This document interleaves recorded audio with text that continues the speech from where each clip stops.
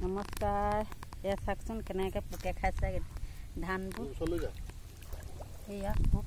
এজোপা ধানত 5-6টাকৈ পোক দেখিছেনে সেইকেইটা গোটেই ধানবোৰ খাই শেষ কৰি দিছে এইবোৰ পোক এইবোৰ পোক উপায় নাই গোটেই ধানতে এয়া এই 3টা গোটেই ধানতে 3টা প্ৰতিজোপা ধানতে দেখিছেনে ইমান খোপা পোক ইটাকে অৱস্থা নাইকিয়া কৰি পেলাইছে দেই চাওকচোন ইমানকৈ এনেকৈ হ'লে কেনেকৈ চলিব বাৰু ৰাইজে খেতিয়কসকলৰ উপায় নাইকিয়া হ'লে ইয়া দেখিছেনে প্ৰতিজোপা ধানতে এই 5-6টাকৈ পোক ধৰিব পাৰিছেনে বা আপোনালোকে এইজোপা এয়া সেইটো এইটো এইটো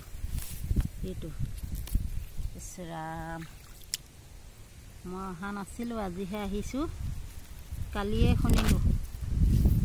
যে ধানবোৰ পোকে খাই শেষ কৰিছে ইমান কষ্টকৈ ৰোৱা খেতিবোৰ দেখিছেনে ইছৰাম কেনেকুৱা পোক দেখিছেনে এইবোৰ ইছৰাম একেবাৰে অৱস্থা নাইকিয়া কৰি পেলাইছে কেনেকুৱা পোক এইবোৰ দেখিছেনে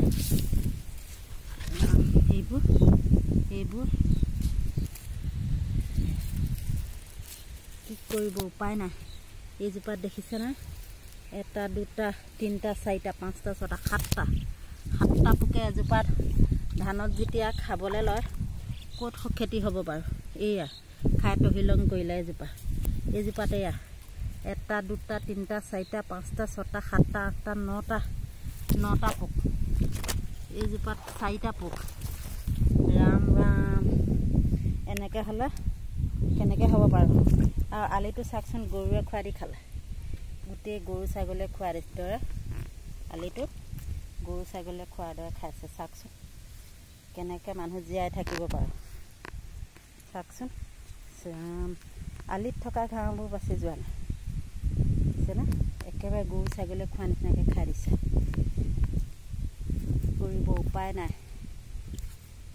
কৃষ্ণ কি দিন আহিলে মানুহ চলিবলৈ টান হ'ব এতিয়া কৃষ্ণ দেখিছেনে আলিটো সাৰি যোৱা নাই খেতি শেষ আৰু কৃষ্ণ